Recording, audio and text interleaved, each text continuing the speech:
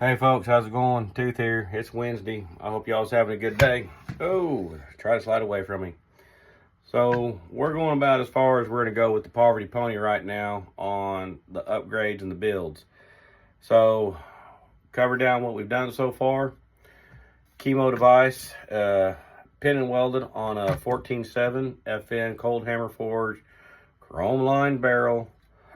We went with the Midwest Industries handguard. Right off the bat, I'm going to tell you, I can't recommend it. And I've tried to catch this a couple of times in the video. And that's why I keep redoing it. And I can't get it done. But right in this section right here, I'll try and get it as best I can. There's two fingers that come back over the upper receiver on the gas journal for anti-rotation. And you also have this piece right here. So if you're going to buy a handguard, especially this one, I'm probably going to tell you not to do it. And it's not because it's bad quality. I haven't put a lambs on it to test it yet. But as far as I can tell, I can't twist it. I can't squeeze it hard enough to flex the rail to really mess with the point of aim or point of impact on a lamb system. It feels really solid. But those two fingers that go over the journal on the upper receiver, I had to mill mine out. When you look it up and it says it fits this, this, and this, man, I figured I've got the right upper receiver. Apparently I do not, but here's the sad thing. Go ahead and set this down so I can count properly. I'm a redneck, I got to use my fingers. So that is an AR-15 upper, did not fit. Did an Arrow 15 upper, did not fit. Did a PSA 15 upper, did not fit. And did a Colt AR-15 upper, did not fit. I wound up having to mill them out. Luckily, my buddy across the street has the dial gauges and all that good stuff, so we can make sure we stayed even. And I got it within a couple thousandths of the 1919 rail being in. So, oh yeah, the gas block upgraded too. So with that being said, we were shooting for our whole gun to come under the Daniel Defense upper, which does come with the BCG. I did double check it. That price on their 14.5 upper with their combat handguard and all that good stuff, $2,490. Yeah, $2,490. So right now what we're sitting at, the complete base model of the gun, which is an AR-15, was $364.99. When that was the price I found it for when we started building this. I did not pay this price on my barrel. I actually caught it on sale at Primary Arms for just over 200 bucks. But right now at Primary Arms, it was listed for $250 for that FN 14.7 barrel. Like I said, cold hammer forged, chrome lined, all that good stuff. So we'll see how that works out. Midwest Industries handguard was 200 bucks. Like I said, you want to fight with it, you fight with it. I'm probably going to tell you to spend the extra money, go get a BCM. The chemo muzzle device, I found that at a local shop for 75 bucks.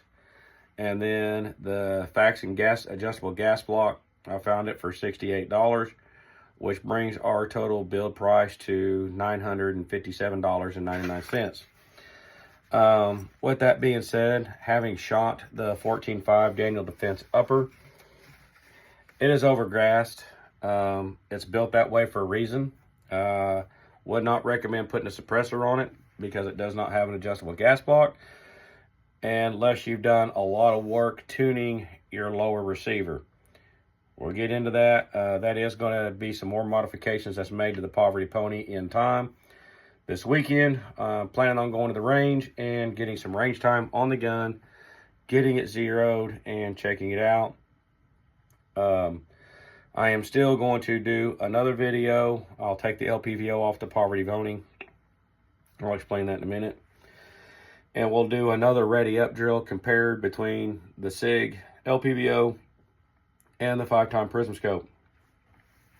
And we will find out if it is the optics or the weight of the front of the gun, helping with recoil management and everything else, to see if I put out a bad video or not on a previous short.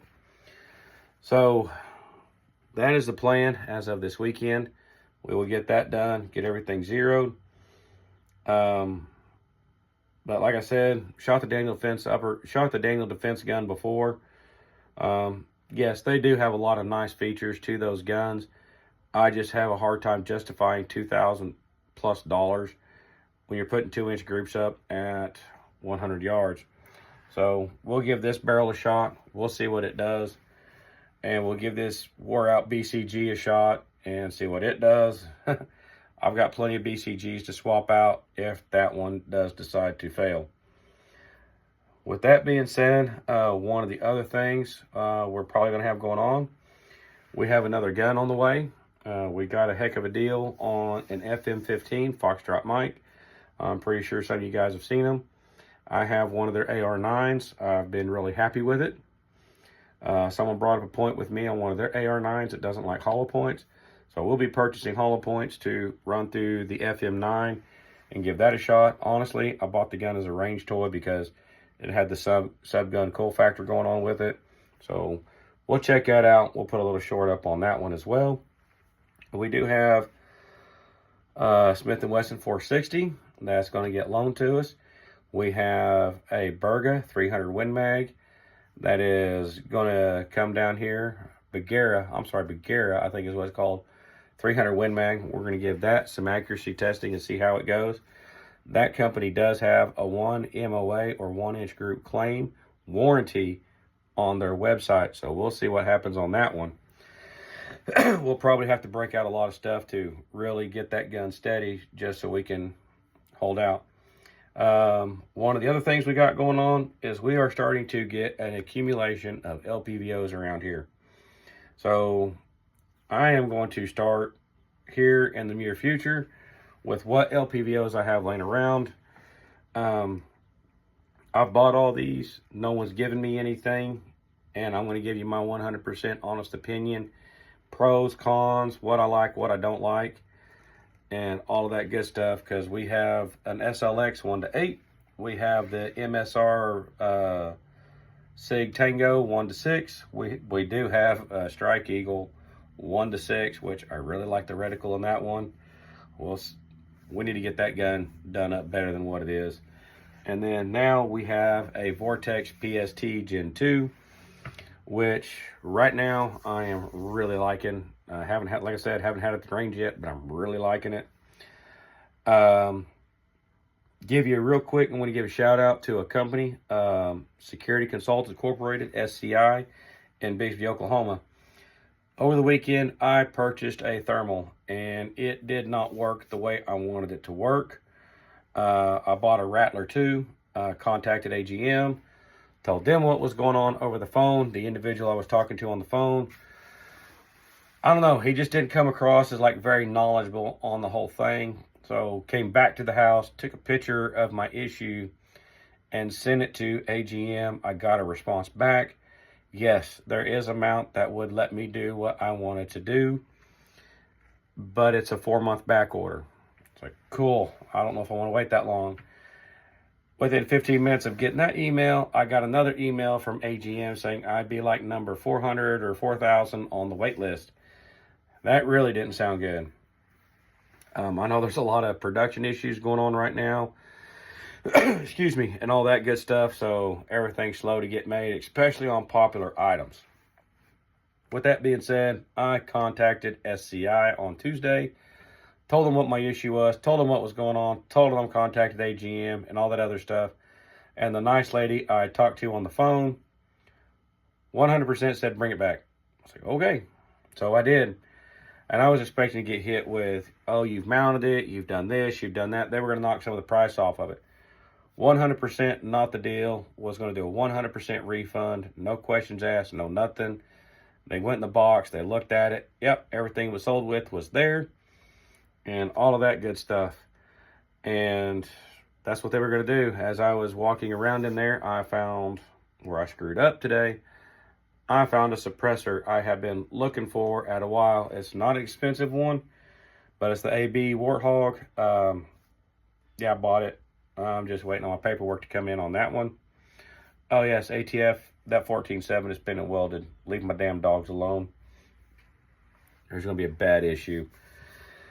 But anyway, dealing with them, yeah, they worked with me, gave me credit, put it on the gun, was going to give me the rest of the money back. And I was like, I'll look around here. Getting in a hurry, wanting to finish the Poverty Pony. Did not plan on leaving the primary arms 5-time prism scope on there. I wanted to jump up to something else, and I wanted another LPVO. So I bought the LPVO, and they also gave me a slight discount on the LPVO. I'm not going to tell you too much more about that other than really nice people, really easy to work with, stand behind what they sell. Customer service is freaking amazing. Cannot say enough about it. Yeah, man, they really jump through hoops over there to keep the customer happy. So I can't say enough about them. They do sell more than guns. They do sell more than suppressors. They have safes, really nice safes, which I'm probably gonna have to go buy another one here soon if this shit keeps going the way it's going. They sell smokers and lawn furniture. That's what I saw. Plus they have a wall of accessories and everything else. So, man, that's what I got right now. I hope y'all have a good one. Hope this video helps y'all out. Like I said, I'm not trying to tell people how to do stuff. I'm just giving my experience so you can develop your own opinion on what you want to do. So y'all have a good one. Later.